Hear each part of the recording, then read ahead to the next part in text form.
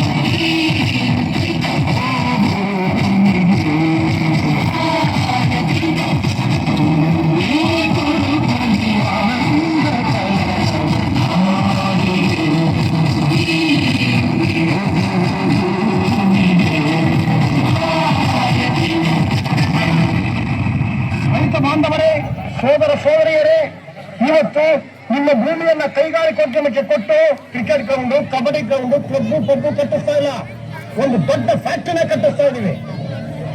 ಸಾವಿರಾರು ಜನಕ್ಕೆ ಕೆಲಸ ಸಿಗುತ್ತೆ. ಇವ್ರು ಮೋತಿಲಾಲ್, ಗುಜರಾತ್ನವರು, ಈ ಕಂಪನಿ ಮಾಲೀಕರು, ನಿಮ್ಮವರೆಲ್ಲರೂ ಈ ಕಂಪನಿ ಕೆಲಸ ಮಾಡ್ಬೋದು. ಈ ಭೂಮಿನ ಕೊಡ್ತೀವಿ ಅಂತ ಯಾರು ಹೇಳಿದ್ದು? ಕೊಡಿ ಅಂತ ಯಾರು ಕೇಳಿದ್ದು?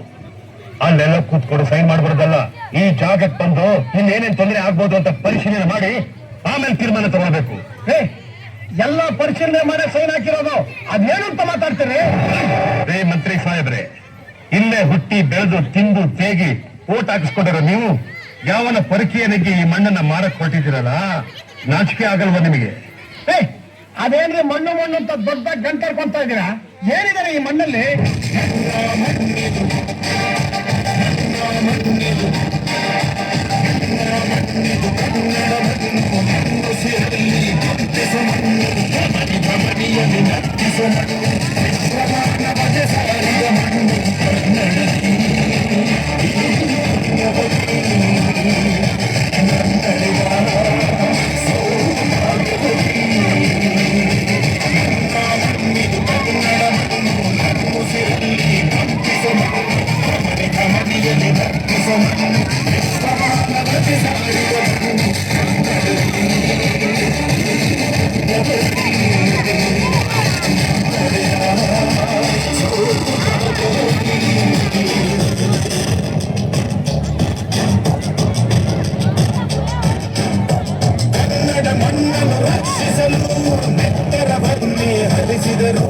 ಕನ್ನಡ ತಾಯಿಯ ಮಡಿಲಲ್ಲಿ ಮರಣವ ಹೊಂದಿದರು.